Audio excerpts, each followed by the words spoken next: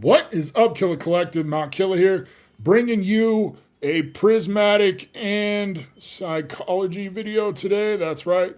We are going to open up this prismatic ETB that Danksta won on the monthly member giveaway, as well as we're going to talk about a topic in behavioral science or psychology that affects us as Pokemon collectors. And today's topic is the sunk cost fallacy. Stick around. Let's see what pulls we get. Let's talk about it. Gosse Fleur. Oh! I knew there was. Oh! Oh, no fucking way, dude. I'm gonna stay with you, Eric, so Steven can't kill us.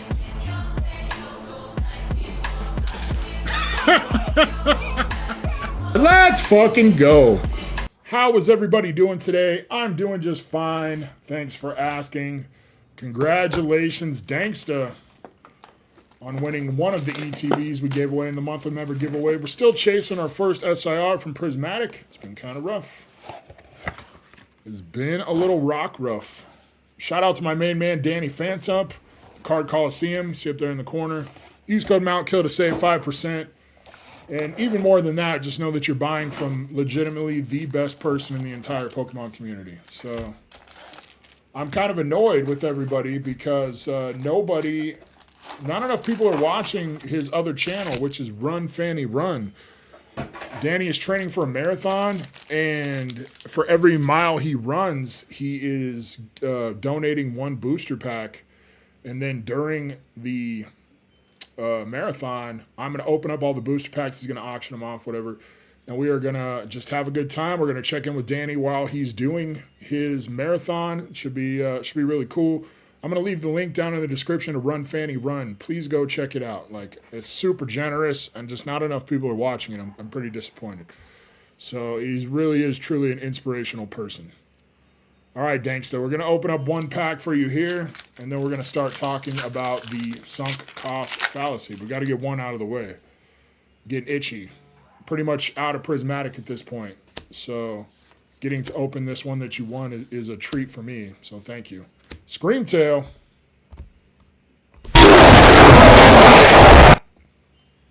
That'll never get old. Actually, at some point, it probably will get old.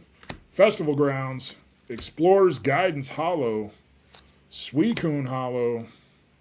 And a Glaceon. All right, we'll take a little Glaceon action on the first pack. Well, I accept that. All right, so the sunk cost fallacy. Right, let's go ahead and read their definition, and then we'll talk about how that applies to us as Pokemon collectors. Individuals commit the sunk cost fallacy when they continue a behavior or endeavor as a result of previously invested resources, time, money, or effort.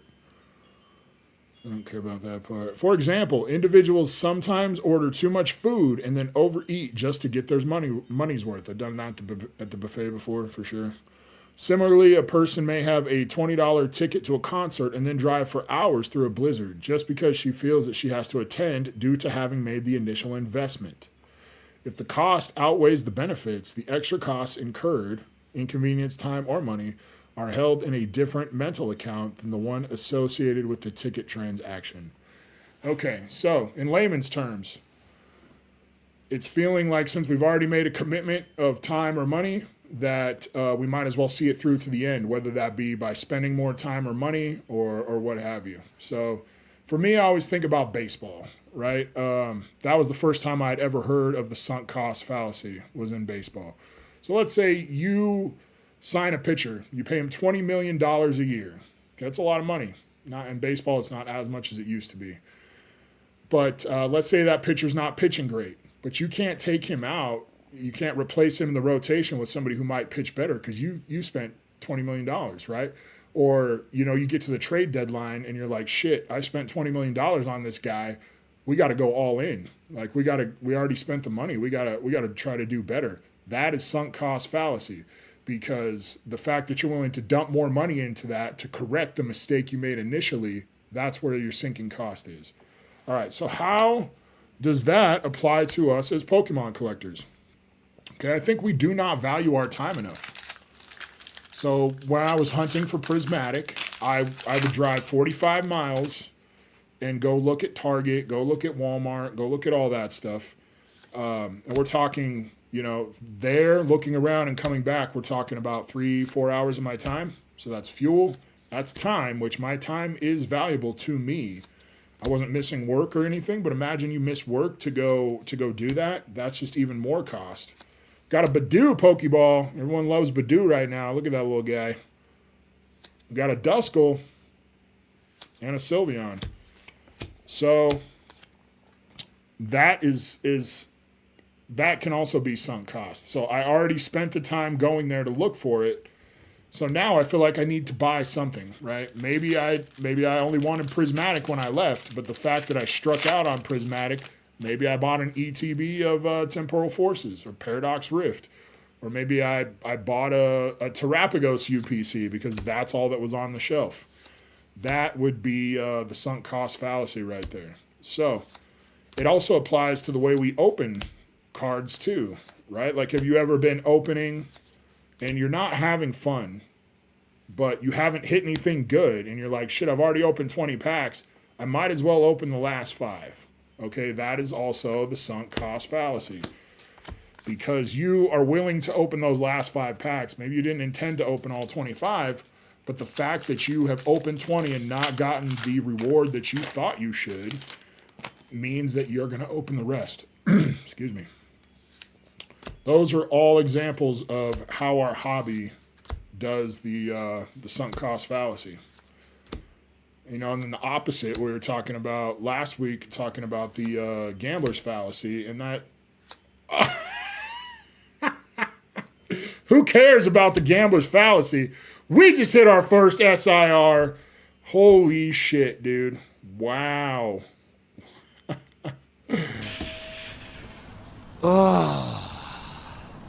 I'm touching myself tonight.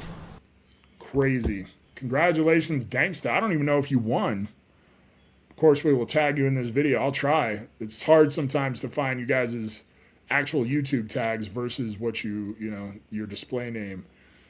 Damn, that's nuts. And we got a Larry full art. I know people really fucking love Larry.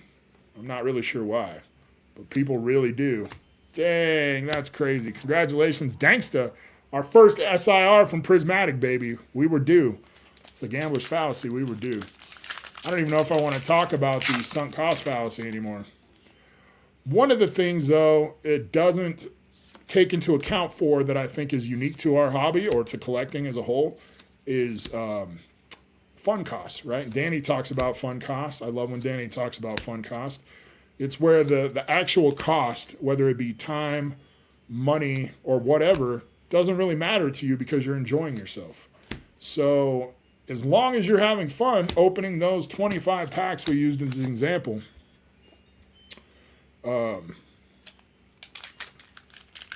then does it really matter?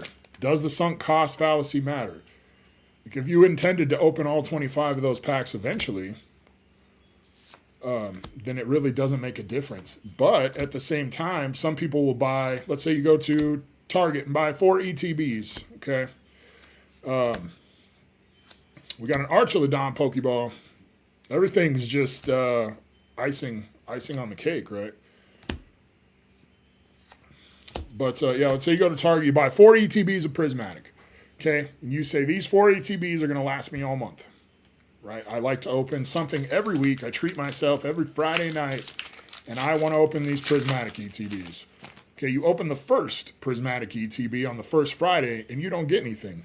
And you're already feeling bad about yourself. You're disappointed. You know how hard it was to find it. You know how much it cost. And you say, well, shit, I'm going to open a second one. Okay, you don't get a hit on the second one. What do you do then? Do you open that third one? Even if you don't, it doesn't matter. Because of the sunk cost fallacy, you've just cost yourself an opportunity. You've got the Heisenberg, the blue meth. You just cost yourself an opportunity to open that ETB on a different Friday night. And we got the Umbreon Hollow because of your degeneracy in opening both ETBs when initially you hadn't planned on it. So now what do you do on that fourth week? Do you go out and look for more Prismatic Evolutions? Do you make an extra trip to the store each week because you're like, shit, now I don't have enough to finish opening on every Friday for the month. Now I need something else. So now you're spending more money, you're spending more time, all because you were chasing something. And that's the sunk cost fallacy. So let me know down in the comments, what do you guys think of this kind of video? Has it opened your eyes at all about the way we collect? If not, that's fine too. We got a Regigigas Pokeball. We got an Execute. And a Pikachu. This is not a bad ETB. I hate to say that this feels like a set where you're either SIR or bust. I mean, obviously there's some Master Balls in there with some value. But even pulling Master Balls doesn't really feel as cool as pulling an SIR to me. Even the really good ones. I'm sure I'd be hyped to pull an Umbreon Master Ball because I know it's valuable. And the cards look cool, but they're not as cool as SIRs, in my opinion. Lopunny looking thick. Look at that thigh gap on her. Just trying to catch old Mount Killa as a baby daddy over here. All right, last pack for Danksta. Yeah, let me know down in the comments. Hit that like button for me. Subscribe to the channel if you're not. We're going to keep doing these little psychology-type videos every Monday. Hopefully, you guys have learned something. If not, that's okay, too. Hopefully, you enjoyed the opening. Hopefully, you enjoyed watching me pull my first SIR. Okie dokie. Well, we cannot complain about that one, Danksta. Cannot complain about that one. Congratulations. You got a full art Larry. You got some Pokeballs. But most importantly, you got the Jolteon EX. Jolteon is my favorite evolution. I will say I think they kind of do him dirty on a lot of cards. Like, I don't know why he's got to be in that weird perspective where he's like reaching out, all stretched out, and it makes, like, look, why does his paw look so big? I know it's an optical thing, right? It's all about the, you know, whatever, but I just don't like it. I wish he got cooler cards. But, you know, whatever. Make sure you guys go back and watch Thursday's giveaway video. We hit a banger. I don't want to spoil it, but you definitely want to be entered into that giveaway if you're not. You know, just casually, just a little Paldean Fates Charizard. So we'll give that away this week on the Thursday video. I appreciate you guys. I hope you have a great week. Love y'all.